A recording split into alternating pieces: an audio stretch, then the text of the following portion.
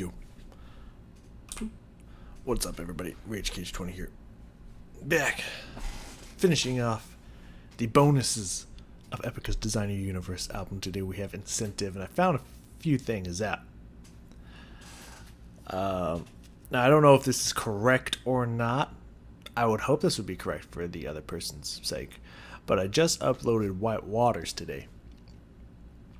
And when I created the thumbnail that shows other thumbnails from different people and whatnot for related topics, and another person did a reaction to White Waters, and instead of featuring Tony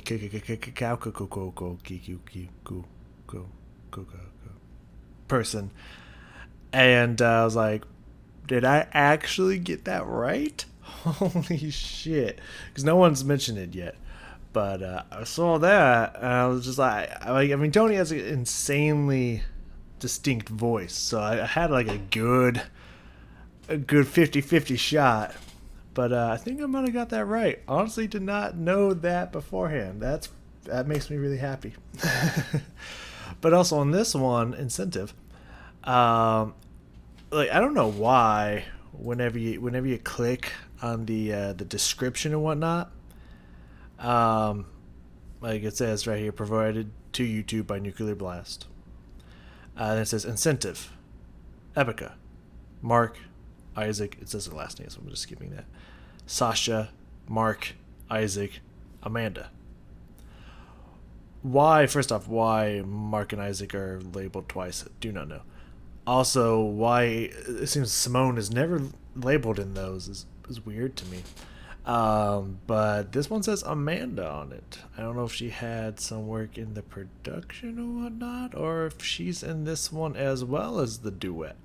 I don't know. We'll listen for it. But I just thought that was interesting. Also interesting that they never mentioned Simone in that. Or at least the few times that I've looked at it, I've never seen Simone's name in there, which is weird. It's like one of your most prominent members, but whatever. Anyways, Incentive. Lyrics look cool. They look to be kind of around the same lines of what New Age Dawns was about. And, yep. Nothing else left to it but to do it. So there we go. Incentive by Epica.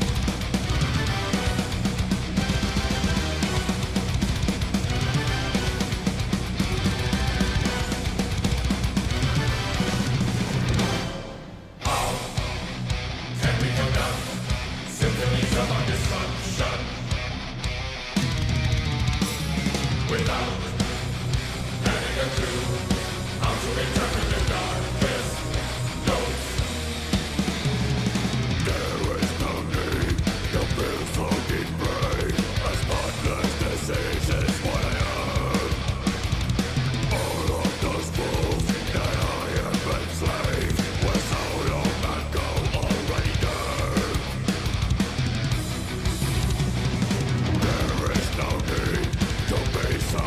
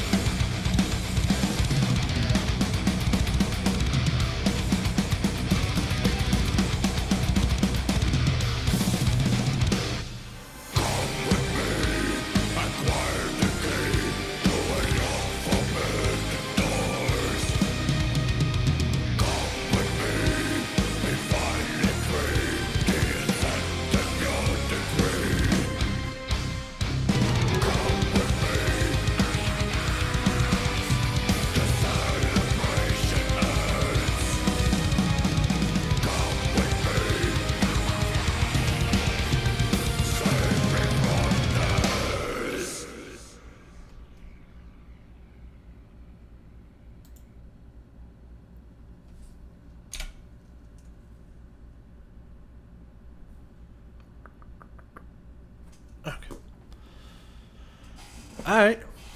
Interesting, interesting. So I'm just gonna mention this real quick because it just blew my mind there. I feel like there's some lost in translation things going on here. She'll destroy you to the quick, to the bone. I'm hoping that's not what he said, and there's just a typo in the lyrics here.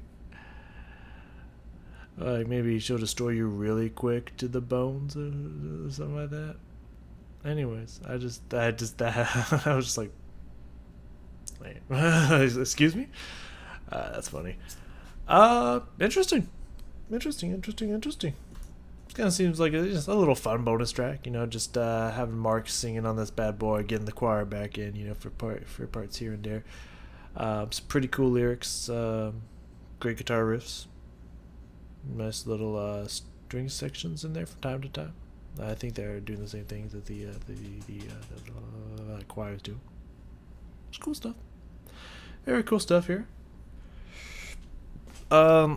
This is one of those instances to where it's I don't know if it's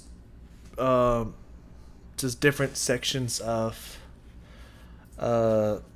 Mark's screaming, like maybe it has to be backed up by the right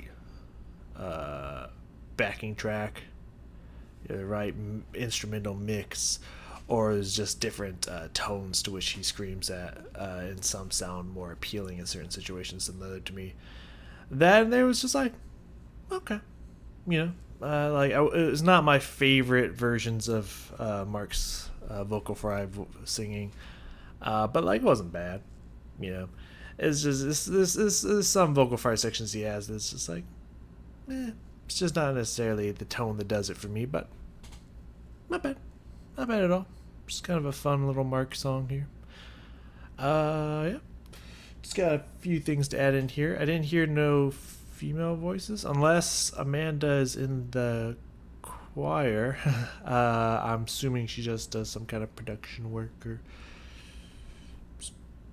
writing, or I don't know. Does some help with the writing or whatnot. I don't know who Amanda is, if I'm being completely honest with you.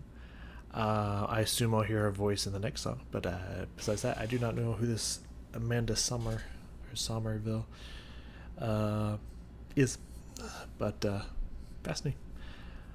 Let's go. I just got a few points here, a few little marks here. The first thing I said was grand opening. It was like this very triumphant fanfare start in the beginning here. It was really, really cool. I like that. Then I think I wanted to check out the choir vocal rhythm. And then we have some notes around 1 minute in. So for the first two there, we're just going to listen to this opening riff and just amazing instrumental opening. This grand vent opening was really epic and all that. It was cool. And then check out the choir when they come in. It was so quiet. I was trying to listen to hear if there was something there. It's just like, is something going on there? And then all of a sudden, boom! I just kicked off. I was like, whoa, okay, we're here.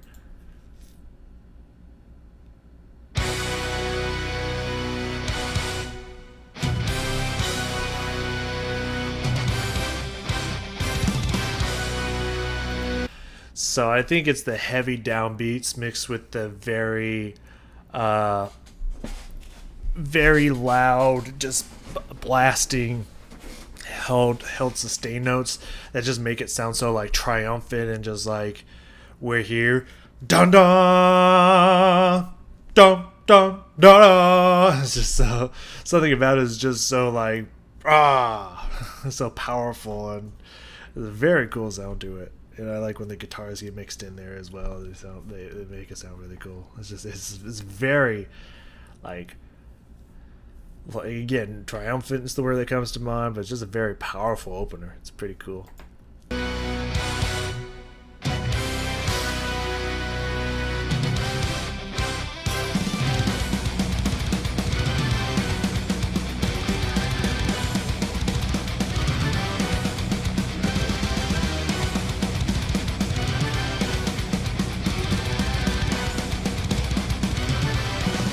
And I'm pretty sure that's similar, if not the same, as the rhythm that's gonna happen with the choir. There, just kind of da, da da da da da. You know, just one note, one word, a couple more words, just like real quick succession.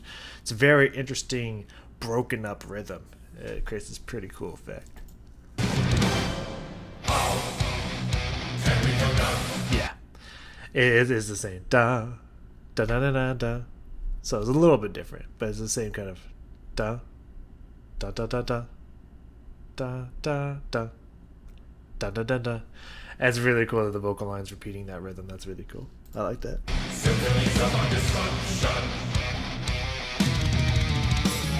without adding a tune. So cool. Like that little offbeat hit there on notes. Very cool. Very cool. Yeah, just the lyrics in general. I think the delivery is cool. It feels a little broken up and disjuncted, I think is the word. I don't know. Which makes it feel a little chunky and choppy. But the fact that it's because it's repeating the really cool rhythm that the instruments were doing, I think that saves it. I think that's really cool. I think that's a really cool effect. But the lyrics themselves, how can we conduct symphonies of our own destruction without having a clue how to interpret the darkest notes? Like, that is just a bar right there. That is just word painting at its finest right there. Those are bitchin' ass lyrics. I like that. All right, a few seconds here. We'll just jump forward. Beep, 5. Call 5. Yeah, 5. So I said round 1, 10-ish. Say notes. I think they were notes from the instruments, but I'm not 100% positive, so let's let it roll out here.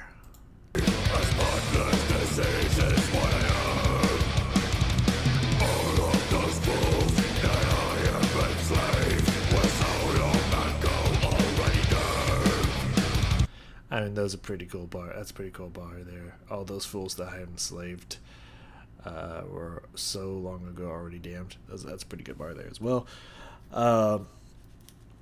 It just makes me think of this like powerhouse, like maybe even the government or some kind of like form of that. Like all these fools that I've enslaved, you know, just power bar right there. Let's go back like 2-ish seconds here, so we can get into these notes that are coming up here.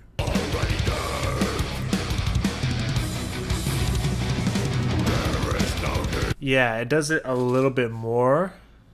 I think after the next couple of lines. But you can hear there faintly. It gets a little bit louder, and I think it goes a little bit longer the next time it comes in. But you just hear that little, like, I think it's a string section, just a little string around there. Something like that. That's very cool. Let's see if we can hear that.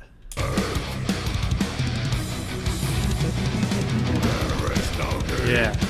Very faint in there. Very, very faint in there. I think it happens at the end of the next one. Let's jump in a little bit here so we can hear it more clearly.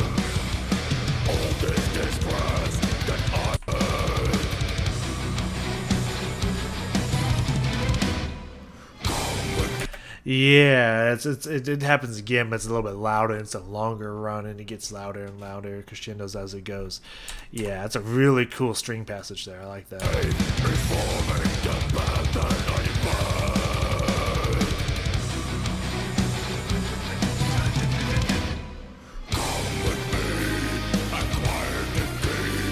Very cool.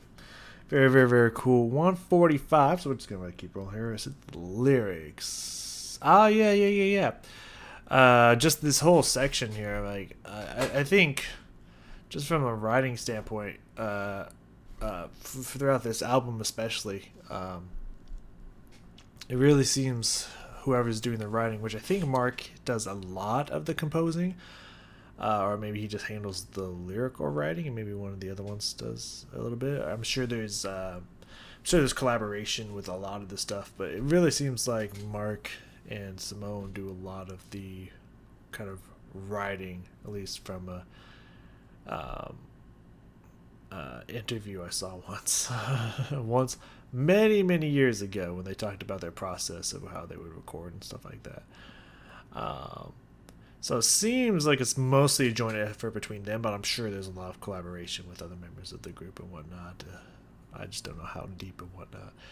But it seems like whoever does, I would say, majority of the writing or whatnot, really has, like, really is inspired by, impressed by, really enjoys, really likes whatever it may be, Eastern influenced writing. Because I hear tons of traces of stuff that like either it gives me like Middle Eastern vibes or like Egyptian vibes.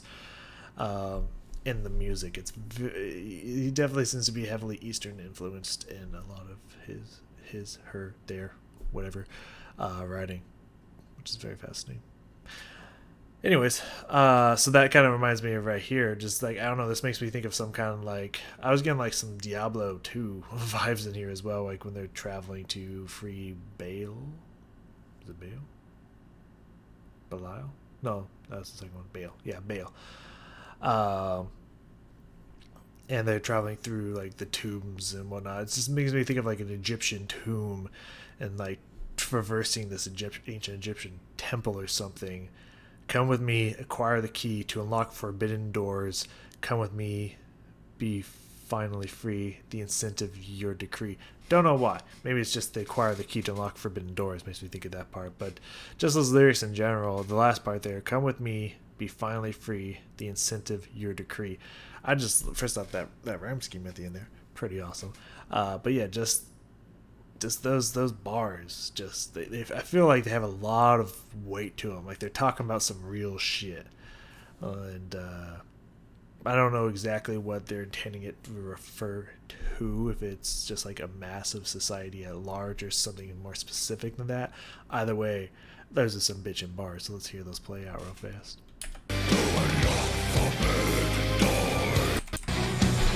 Let's get a little more.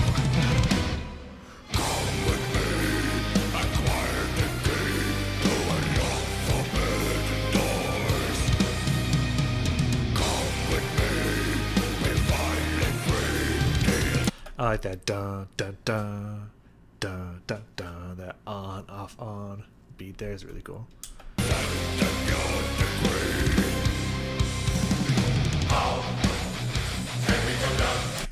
So great. All right, 2:45.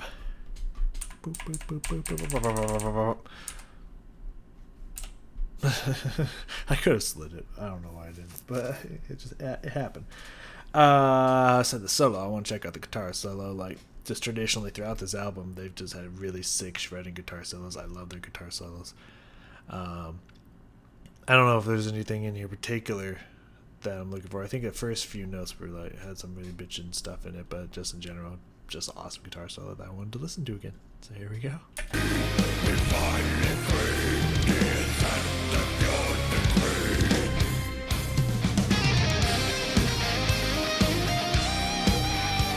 Yeah, just that opening there is just like, oh, that's tasty. That's fucking awesome.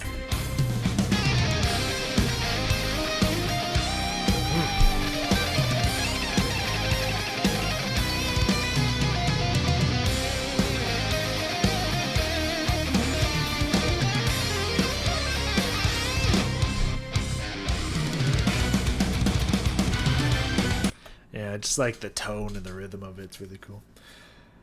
Alright, last thing we got here, we're gonna jump ahead a little bit. This one I actually do need this. I actually have to do this on. I said around 3:55. You know what? Let's back it up 3:45. Why not? The final chorus here, when it switches from acquire the key to on your knees, and he does the back and forth between his screaming voice and his like high, I think it's still his screaming voice, but he goes to like a higher tone, a more kind of shrill scream on it, which is really cool. Chris is very cool contrast between the two screaming voices, but it's also heightening the new lyrics of on your knees and never flee. Really cool. Come with me, on your knees, the celebration ends. Come with me, never flee or never free. But I think it's, I mean, if these lyrics are correct, it's never flee, save me from this. Just very cool. So let's hear this last run through the chorus with the changed lyrics and the changed screaming style.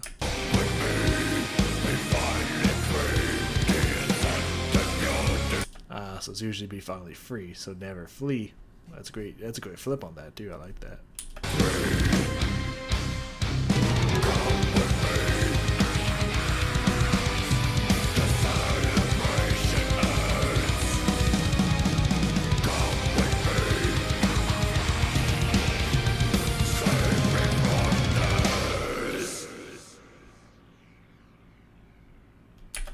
I also like during that part, it sounded like they like layered his scream on top of itself, so it sounded like he was screaming twice.